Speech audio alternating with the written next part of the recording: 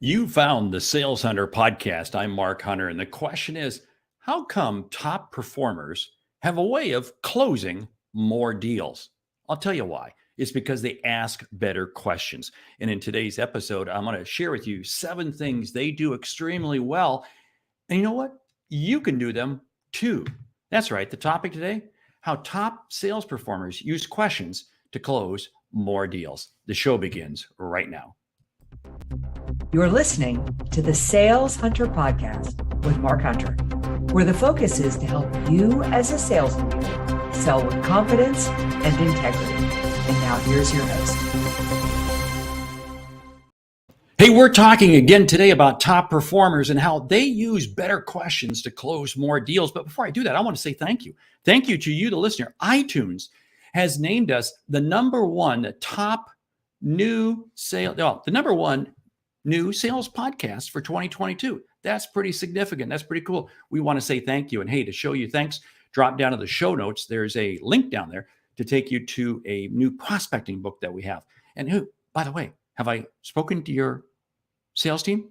Have I been part of your sales meeting? If I haven't, got to reach out. Let's talk. Let's make it happen because this is sales kickoff season. Okay, we're talking right now today.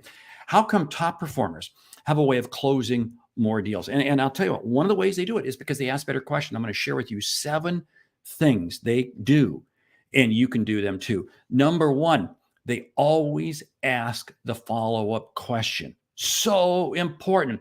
You go into a sales call and you got these questions you want to ask, and you ask one and they answer it. Then boom, you go to the next. No, stop.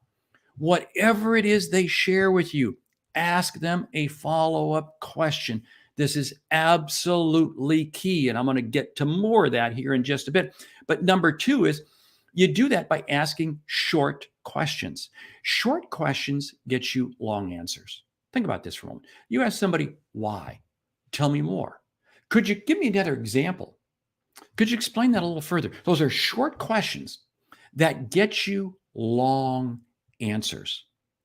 And here's the whole flip side of that. Number 3, don't go asking long questions as they get you short answers. Here's what too many average salespeople do. They ask these long, complicated questions, and then the customer goes, huh? I don't understand. And you get no response whatsoever. Now, you see how easy this is? It's not hard. It's 1, always ask the follow-up question. But here's what really drives it home. It's number 4. I should have made this point in number 3, but it's always drill down at least 3 times. What do I mean by this? Okay, so I ask you a question, you're the customer, and I say, hey, tell me more. Could you give me another example? And you share with me again. And then I ask another question built on that. Now, I don't ask the same question, but that's fascinating. Is that something you've been seeing occurring a lot lately?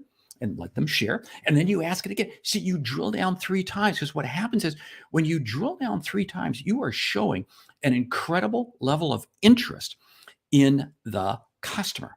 And the customer sees this. The customer picks up on this. And the customer then automatically begins to build more trust with you. Now, here's what's very interesting. This means that you have to be a little prepared that the sales call might go a little bit sideways. But see, the top performer is confident. They know that the sales call could go sideways and they can bring it back in. And that takes me to number 5. Number 5 is link everything you hear on one sales call to a question you ask on the next sales call. This creates trust at a very high level. And this is what top performers excel in. I may be talking to you. You may be sharing with me one critical concern. Well, we're really concerned about about competition in this particular market. So they share with you that on one sales call. So you come back on the next, hey, last time when we were together, you mentioned that you were really concerned about the competitive landscape in this particular market.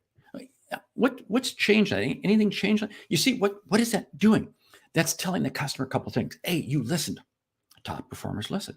And that tells them that you're concerned about it. What do? They share with you more insights. But when I can link information from one sales call to another sales call by way of a question, it's amazing at what happens. Okay, number 6, when prospecting, your questions must link to their industry or to themselves. It's You have to start the process by drilling down on their issues. And this isn't the time to throw out softball questions. How are things going for you? No. Top performers don't do that. They drill down specific. Say, there's new regulations that are coming out affecting this, or what's happening over here with this company over here, whatever it is. But you have to be able to link it to something current and relevant to them. And worst case is you don't sell yourself. You see, top performers know that there'll be plenty of time to sell themselves, but they first have to get you engaged with a prospect. And that's by asking you questions relative to your industry. And that's how they start off the prospecting process with.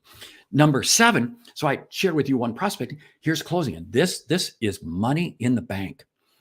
When delivering your value proposition to close a deal, you must tie it in with a question wrapped around the benefit outcome that they're looking for. Now stop and think about this. This is the home run. This is the money one.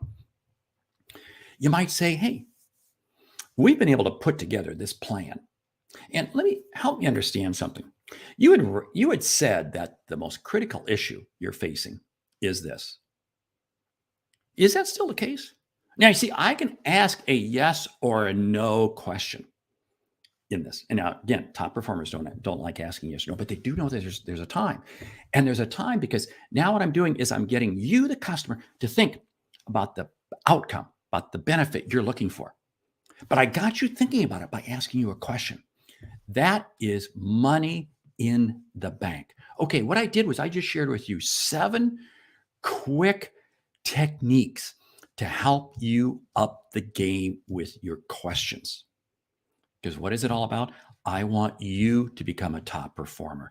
Hey, drop down to the link also. Go out to the website, the Sales Hunter University, because we've got some new top performing courses out there that I want you to be taking advantage of. And hey, I want to say thank you for listening to this episode of the Sales Hunter podcast. Hey, each week you get 2 episodes, one a short episode like this, and later in the week, you get a more in-depth interview with a leading expert in the sales industry. I do hope you like the Sales Hunter podcast. And hey, would you do me a favor? Leave us a review, please. We really need reviews, whether it's Spotify, whether it's iTunes, however you get it. But it really helps tell others that this is a podcast they need to listen to. So with that, I want to say thank you very much. And the Sales Hunter podcast is the place where you can count on getting quick insights and strategies to help you sell more effectively. I'm Mark Hunter, the Sales Hunter.